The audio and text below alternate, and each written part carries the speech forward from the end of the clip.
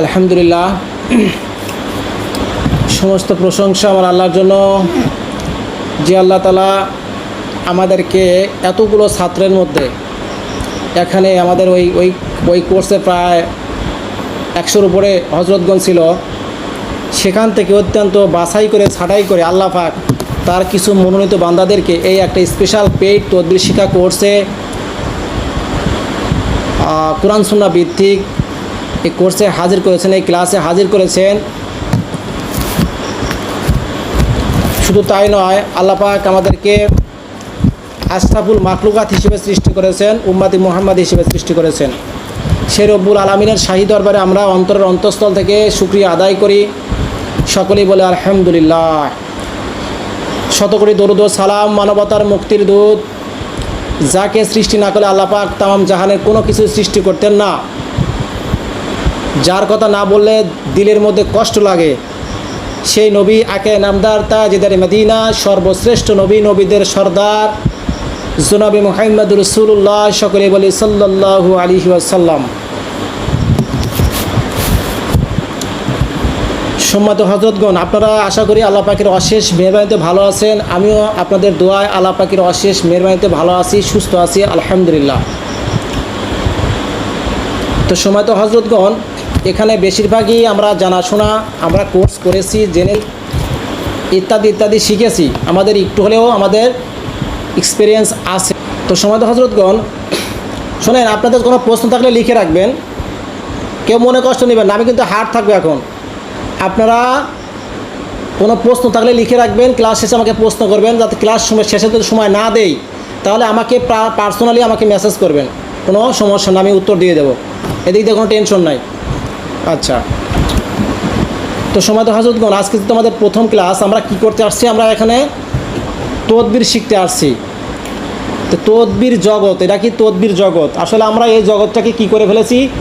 এই জগৎটাকে আমরা কবিরাজি জগতে মিলিয়ে ফেলেছি। আসলে এটা কিন্তু কবিরাজি জগৎ নয়, বারবার বলে আমার ছাত্রদেরকে, এটা কিন্তু কবিরাজি জগৎ নয়, এটা হচ্ছে আল্লাহ পাকের ওলিদের জগৎ, ঠিক আছে? আর এই আল্লাহ পাকের ওলিদের জগতে টিকে থাকতে হলে আপনাকে সত্য সঠিক পথে থাকতে হবে, ইহদিনাস সিরাতাল মুস্তাকিমের পথে থাকতে হবে, সহজ সরল পথে থাকতে হবে। যে পথে চললে আল্লাহ পাক এবং রাসূল সাল্লাল্লাহু আলাইহি ওয়াসাল্লাম রাজি খুশি, সেই পথে থাকতে হবে। শুধু ঝাড়ফুঁক আমরা শিখবো, বিষয়টা এরকম না। এখান থেকে শিখবো এবং আমল করব, সে আমলের কারণে যাতে করে আমাদেরকে ইহকাল এবং পরকালে দুটাই আমরা সফলকাম হতে পারি। তো যাই হোক, আমরা যেহেতু জিন জাদু নিয়ে কাজ করব আর ইত্যাদি ইত্যাদি বিষয় নিয়ে কাজ করব, এজন্য আমাদেরকে পরিশুদ্ধ হতে হবে, পরিশুদ্ধ পরিমার্জিত হতে হবে। এই লাইনটার মধ্যে দুটা লাইন, একটা হচ্ছে নুরি লাইন, একটা হচ্ছে নুরি লাইন, আর একটা হচ্ছে শিবলি লাইন। লাইন হচ্ছে দুইটা, একটা নুরি লাইন, আর একটা হচ্ছে শিবলি লাইন। তা আমরা কখনোই শিবলি লাইনে যাব না। শিবলি লাইনে যদি যান তাহলে আপনি ইহকাল পরকাল দুইটাই আপনার নষ্ট হয়ে যাবে। সাময়িক হয়তো এনজয় করতে পারবেন, সাময়িক কিছু কার্যক্রম হবে, কিন্তু আপনার বিপদ আপদ বালা মুসিবত লেগেই থাকবে। আল্লাহ পাক নারাজ থাকবে, রাসূল সাল্লাল্লাহু আলাইহি ওয়াসাল্লাম নারাজ থাকবে, আপনার উপর একের পর এক বিপদ আবার আসতে থাকবে, গজব নাজিল হয়ে যাবে। এতে কোনো সন্দেহ নাই, এতে কোনো সন্দেহ নাই। দেখবেন যারা নুরিলাই, যারা শিবলি লাইনে কাজ করে, যারা তান্ত্রিক তন্ত্র মন্ত্র দিয়ে কাজ করে, কুফরি কালাম করে, ব্ল্যাক ম্যাজিক করে, এদের দেখবেন সন্তানাদি মারা যায়। কেন মারা যায়? তাদের উপর ওটা গজব, বুঝতে পারছেন? ওই যে কুফরি কালাম করে, ওটার একটা তাসির থাকে, ওই তাসিরে সে তার এই বিপদগুলো হয়ে যায়। এই জন্য কখনোই ভুল করে আমরা ওই পথে পা দেব না। আমার কিছু ছাত্র ছিল, এদেরকে আমি চেষ্টা করেছি, বহুত চেষ্টা করেছি আমি এদের এই পথে আনার জন্য, এনেওছি। এবং তারা দেখবেন তান্ত্রিকরা বেশিরভাগই কোরআন পড়তে জানে না, আরবি পড়তে জানে না, কারণ ওরা মূর্খ, ইডিয়েট, বাংলা কোনো মতো পড়তে পারে। তো এদের দিলকে আল্লাহ পাক কী করছে? মোহর মেরে দিছে। এরা ওই পথে সহজে আসতে পারে না, বুঝছেন? তা আমি আমার দুইটা ছাত্র ছিল, মনে হয় দুইটাই তান্ত্রিক, একটা ছিটকে পড়ে গেছে, এ পথে আর আসতে পারলো না। আর আরেকটা কী হয়েছে? এনেছি, কিন্তু ওর ভিতর থেকে ময়লাগুলো ক্লিয়ার হয়নি, বুঝছেন?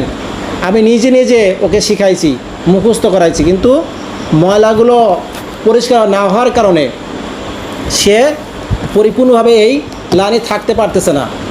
তো যাই হোক, আমি যে কথা বলতেছিলাম, আমরা কখনোই সিভিল লাইনে যাব না। বিভিন্ন রকম ধোঁকা আসতে পারে, বিভিন্ন রকম অফার আসতে পারে, কিন্তু ভুল করে আমরা সিভিল লাইনে কাজ করব না। এতে কি হবে? আল্লাহ পাক নারাজ, রাসূল সাল্লাল্লাহু আলাইহি ওয়াসাল্লাম নারাজ। যেখানে আল্লাহ পাক রাসূল সাল্লাল্লাহু আলাইহি ওয়াসাল্লাম নারাজ, সেখানে আর আমাদের থাকা যাবে না। তো যাই হোক, আর একটা লাইন হচ্ছে নুরি লাইন, যেটা আমরা কাজ করব। সেটা হচ্ছে নুরি মুদাব্বির। একটা সিবলি মুদাব্বির, আর একটা হচ্ছে নুরি মুদাব্বির। এই নুরি মুদাব্বির হওয়ার জন্য আপনাদেরকে বা আমাদেরকে পরিশুদ্ধ পরিমার্জিত হতে হবে। বুঝতে পারছেন? নুরি মুদাব্বির হওয়ার জন্য অনেকগুলো শর্ত আছে। এই শর্তগুলো মেনে আমাদেরকে প্রথমেই চলতে হবে। এগুলো সারা জীবনে মানে মানতে হবে। তারপরে প্রথম অবস্থায় এগুলো আপনাকে অবশ্যই মানতে হবে। ঠিক আছে? আপনারা লেখেন, আমরা যে তদবির শিক্ষা কোর্স করছি, তদবির শিখতেছে, তদবির শিক্ষার্থীদের জন্য আমাদের জন্য প্রথম করণীয় কি? 1 নম্বর হচ্ছে আপনাকে 5 ওয়াক্ত নামাজ জামাতের সহিত গুরুত্ব সহকারে আদায় করতে হবে। 5 ওয়াক্ত নামাজ জামাতের সহিত গুরুত্ব সহকারে আদায় করতে হবে। এরপর 2 নম্বর লেখেন, ওয়াজিব সুন্নাত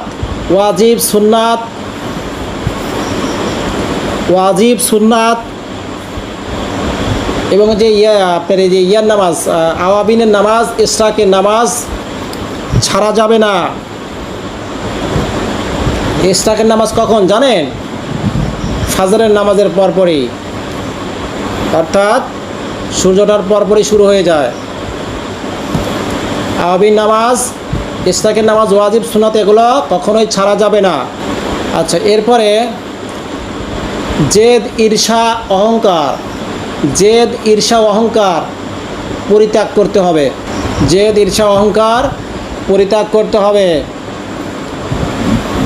এগুলো মাথার মধ্যে একটু সবসময় ধরে রাখবেন। এক কান দিয়ে শুনে আর এক কান দিয়ে বের করে দিলে হবে না। কারণ এই মুদাব্বিরি করতে এসে যদি আপনি জেদ, অহংকার, হিংসা এগুলো করেন, তাহলে আপনি এই জগতে টিকতে পারবেন না। কথাটা মাথায় রাখবেন। আমি সেই জানি, আমি সেই যা পারি, অমুক তমুক, ও কি জানে, এই যে একটা অহংকার। ঠিক আছে? আবার একটা জেদের বশবর্তী হয়ে আপনি একজনকে ক্ষতি করে দিলেন, এটা করা যাবে না। এরপরের নাম্বার লেখেন, জীবনে চলার পথে যে মাসনুন দোয়াগুলো আছে, এগুলো মুখস্থ করে আমলে পরিণত করতে হবে। এরপরেরটা হচ্ছে খুবই গুরুত্বপূর্ণ একটা পয়েন্ট, সেটা হচ্ছে মিথ্যা বলা ছেড়ে দিতে হবে। আচ্ছা, এরপরে আত্মীয় সম্পর্কটা ঠিক রাখতে হবে। আত্মীয়তা যে আত্মীয় সম্পর্ক নষ্ট করা যাবে না, অর্থাৎ আত্মীয় সম্পর্ক ঠিক রাখতে হবে। এরপরে আমি যে বিষয়গুলো বলবো, এই বিষয়গুলো আপনাদেরকে পালন করতে হবে। নিচে যে বিষয়গুলো, এখন যে বিষয়গুলো বলবো, যে দোয়াগুলো বলবো বা যে আমলগুলো বলবো, এই আমলগুলো আপনাদেরকে পালন করতে হবে কমপক্ষে 40 দিন। ফজর নামাজ এবং মাগরিব নামাজের পর ফজর নামাজ এবং মাগরিব নামাজের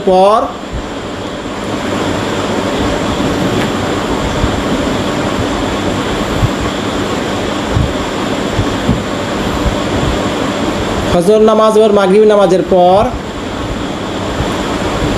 সূরাতুল ইখলাস, সূরাতুল ফালাক এবং সূরাতুন নাস 3 বার করে পাঠ করতে হবে।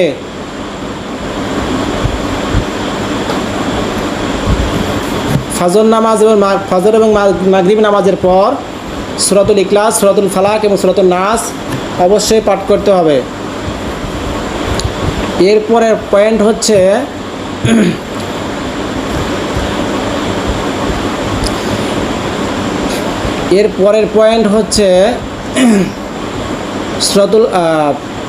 ফজর নামাজের পর সূরাতুল ইয়াসিন পাঠ করতে হবে। ফজর নামাজের পর সূরাতুল ইয়াসিন পাঠ করতে হবে।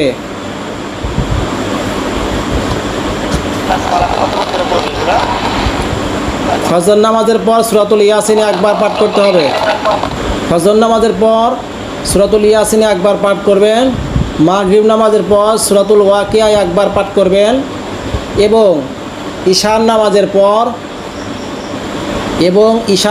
পর সূরাতুল মুলক এবং সূরাতুল মুজাম্মিল একবার করে পাঠ করবেন।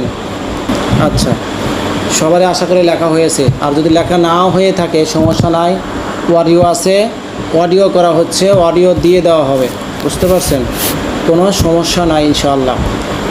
আমি যেভাবে বলি, যে পদ্ধতিতে আপনাদেরকে করতে বলি, এই আমলগুলো বা যে নিয়মগুলো বলি, যেটাই বলি আপনারা খুবই মনোযোগ সহকারে শুনবেন এবং সেটা জীবনে বাস্তবায়ন করার চেষ্টা করবেন ইনশাআল্লাহ। আমার ক্ষমতা নেই আপনাদেরকে কোনো কিছু করে দেওয়ার। আল্লাহ পাক যদি দয়া করে, আল্লাহ পাক যদি রহম করে, ইনশাআল্লাহ আপনারা একজন পরিপূর্ণ নূরী মোতাবেক হতে পারবেন। আমি বেশি কিছু জানি না, অল্প কিছু জানি। যে এই অল্প কিছুটুকু যদি পরিপূর্ণভাবে আপনারা নিতে পারেন, ইনশাআল্লাহ আপনারা একজন পরিপূর্ণ নূরী মোতাবেক হবেন। এতে কোনো সন্দেহ নাই ইনশাআল্লাহ আজিজ। আচ্ছা, এই প্রথম 40 দিন আমাদেরকে এগুলো পালন করতে হবে হজরতগণ। আর আপনাদেরকে সবার কাছে বলতেছি, সেটা হচ্ছে এখানে যে নতুন পুরাতন সবাই আছেন, আমাদের যে ওই কোর্সে ছিল, আমি সবাইকে অনেকেই বলেছি, অনেকেই শুনেছে কথা, অনেকেই শুনে। যারা শুনেনি তাদের মতো হতভাগা কেউ নাই। আচ্ছা, যাই হোক, তাদের মতো কপাল পোড়া কেউ নাই। আমি বলেছিলাম আপনাদেরকে তাহাজ্জুদ নামাজ আদায় করার জন্য। আপনারা তাহাজ্জুদ নামাজ আদায় করবেন, আজকে থেকে শুরু করবেন, কোনো সমস্যা নাই। যে কোনো দিন থেকে শুরু করতে পারেন। যারা পড়েন আলহামদুলিল্লাহ, আর যারা না পড়েন একেবারে আজকে থেকে গুণে রাখবেন, গুণে বিরতিহীনভাবে 41 দিন আদায় করবেন। আপনারা 2 রাকাতে নিয়াত করে 6 থেকে 8 রাকাত নামাজ পড়বেন। বেশি পড়লে কোনো সমস্যা নাই। নামাজ শেষে আপনারা দরুদ ইব্রাহিম 11 বার পাঠ করবেন। দরুদ ইব্রাহিম 11 বার পাঠ করার পরে আল্লাহ পাকের সাহিত্য হাত তুলে পুনরায় আরেকবার দরুদ ইব্রাহিম পাঠ করে সওয়াব রেসানি করবেন। আশা করি সওয়াব রেসানি সবাই জানেন। সর্বপ্রথম নবী সাল্লাল্লাহু আলাইহি ওয়াসাল্লাম এর পাক রুহের উপর সওয়াব রেসানি করবেন খাস করে। এরপর সিরিয়াল অনুযায়ী যাদেরকে সওয়াব রেসানি করার দরকার, নবী রাসূল, গাউস কুতুব, খাজা পীর কামেল, ওলি মোকাম্মেল, সবার উপর খাস সওয়াব রেসানি করবেন। ঠিক আছে? এরপর যখন সওয়াব রেসানি হয়ে যাবে, তখন আপনার মনের বাঞ্ছনা কথা আল্লাহ পাকের কাছে বলবেন, কোনো সমস্যা নাই। এরপর পুনরায় দরুদ ইব্রাহিম একবার পড়ে হাতটা মাসে করে নেবেন মুখে। বুঝতে পারছেন? বা চেহারায়। এভাবে বিরতিহীনভাবে আপনারা 41 দিন এই নামাজটা আদায় করবেন। বুঝতে পারছেন? এখন বলতে পারতেছেন তো, এটা তো সবাই জানে, তাই না? আমি যেভাবে বলি এভাবে করেন আপনারা। আমি যেভাবে বলি এভাবে করেন। বেশি বুঝবেন না, বেশি বুঝতে গেলে আবার সমস্যা, আপনারা ডিস্টার্ব হবে। বুঝতে পারছেন? আমি যেভাবে বলি এভাবে করেন, তারপরে 40 দিন পার হতে না হতে বুঝতে পারবেন যে কী অবস্থা। বুঝতে পারছেন? এইগুলো করেন ঠিক মতো। আর আজকে থেকে তওবা করবেন প্রতিদিন কমপক্ষে।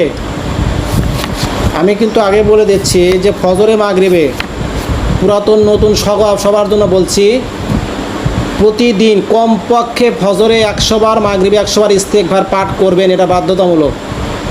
এটা বাধ্যতামূলক পড়তে হবে। এটা লিখে রাখেন, যেটা উস্তাদের নির্দেশ, বাস তালি মনে থাকবে। এটা কোনো সন্দেহ নাই, এভাবে লিখে রাখেন। এটা বাধ্যতামূলক আজীবন। ফজরে 100 বার, মাগরিবে 100 বার।